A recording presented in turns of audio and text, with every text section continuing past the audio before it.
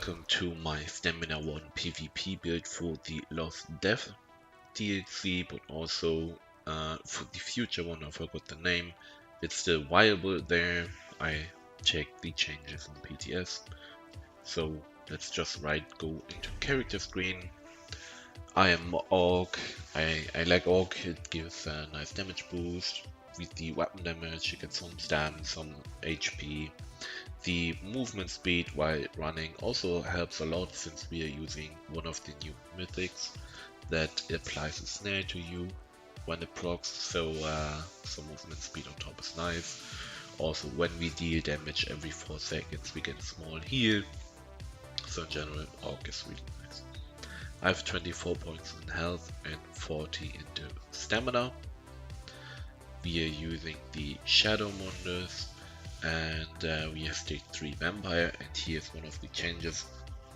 I'm using Lava Soup as my buff food, because we're gonna push our maximum stamina a bit more to increase the healing and damage output. You can do the calculation like 10.1 stamina equals 1 weapon damage. So usually we were running like 20k stamina, now we have 27k, so if you do the calculation, it's about 700 more weapon damage to all your healing and damage skills. Pretty nice. Also, our stamina recovery is a little bit higher. We are using Blue Badge or Blue Badge for our Magicka recovery and stamina recovery from our regen and heavy attacks. Buff food, we are using just our normal health, like the normal tripods. You get health, magic, and stamina. You can use heroism pods. They're quite expensive, but would work better. Obviously, you get magicka, stamina, and minor heroism, increasing your ult generation more. Since we are running Barlog, having a higher ult regeneration always benefits us. Either we can spam more ults, or we stack more ults to make Barlog even hit harder. And on backbar, we are just using Drain Stamina Poison or Escapist. For open world, I would advise Escapist Poison. If you want to do with that setup, which is completely viable, I did many duels, you can for sure still stick to Escapist Poison, but it's kind of cheesy, so I would advise Drain Stamina Poison or even Double Dot. Yeah, coming to our sets, Barlog is the monster set, 2 times Heavy, Prismatic Enchant, and in Divines.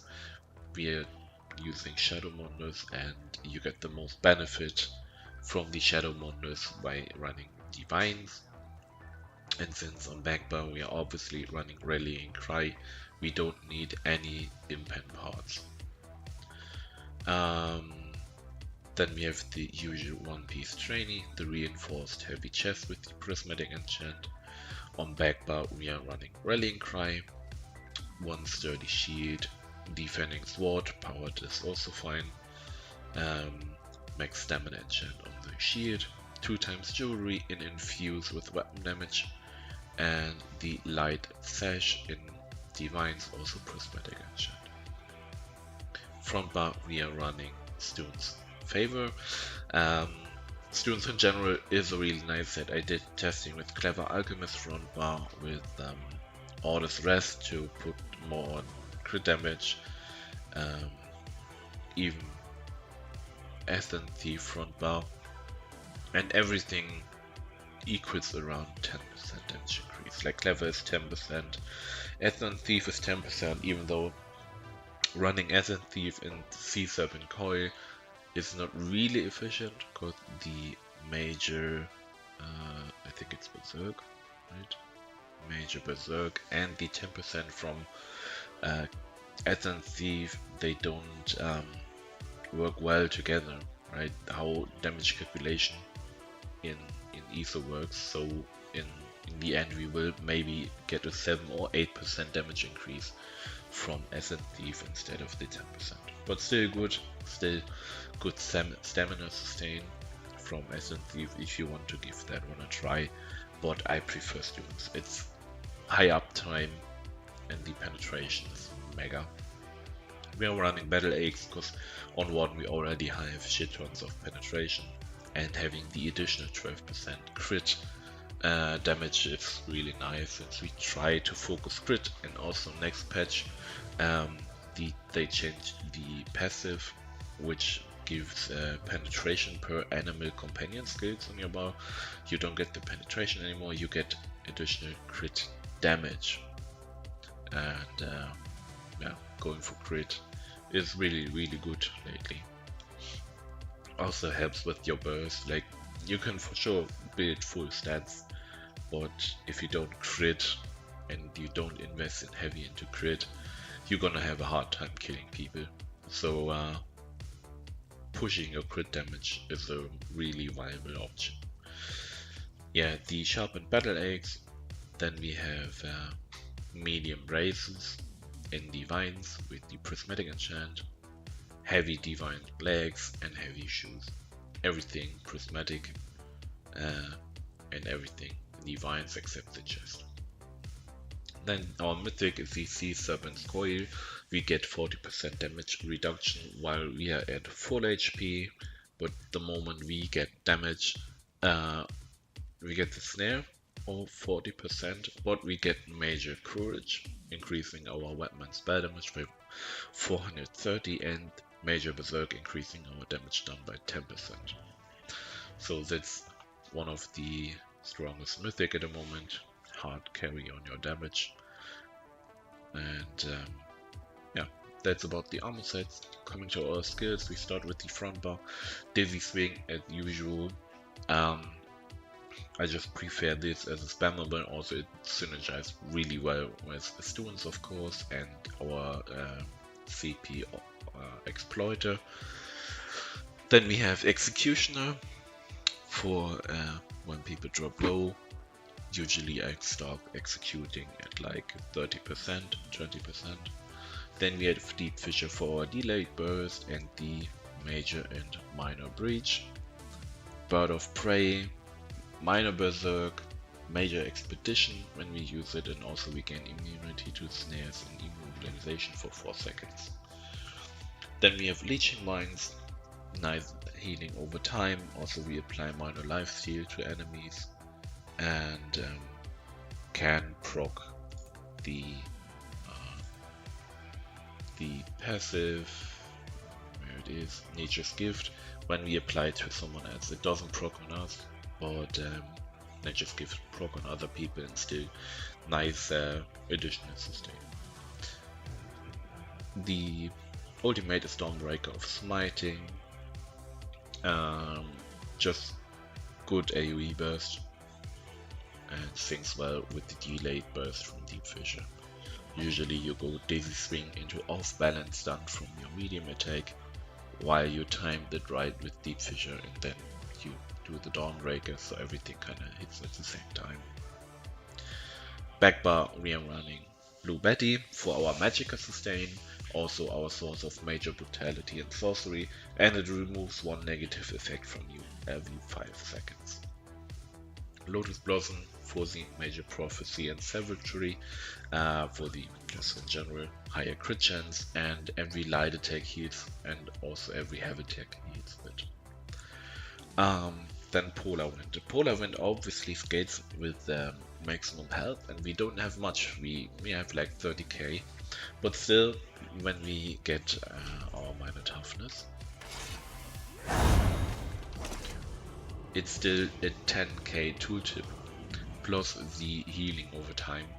So for me, even when you only run 30k HP, Polar Wind is still a viable option. You can obviously run the other move, Arctic Blast, that doesn't have the healing over time part, but has the AoE stun and scales off your offensive stats.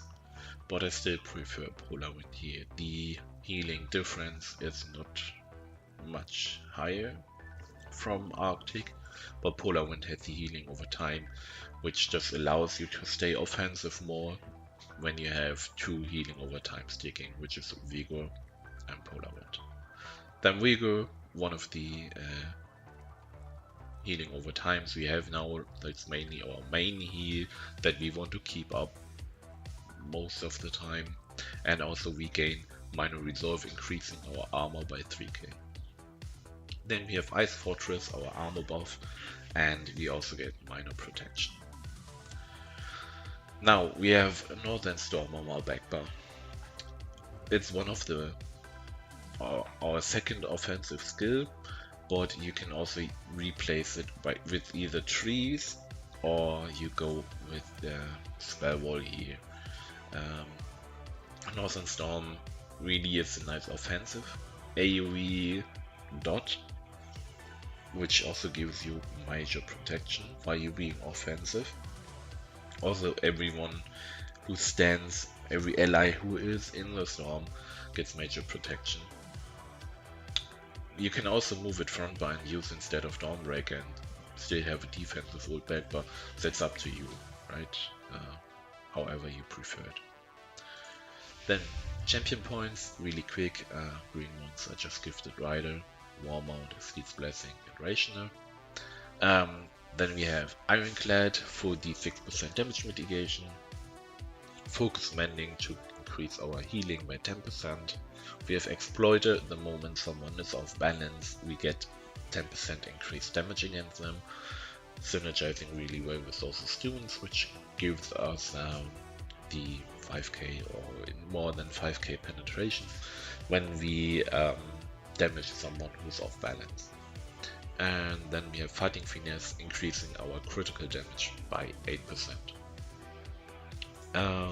What I sometimes do is I drop actually Ironclad and use Mastered Arms on top to increase my damage even further. Because Warden in general is pretty tanky nowadays. We reach like 32k resist, and also with Rallying Cry we have high crit resist. So dropping Ironclad here for another 6% damage done isn't too bad.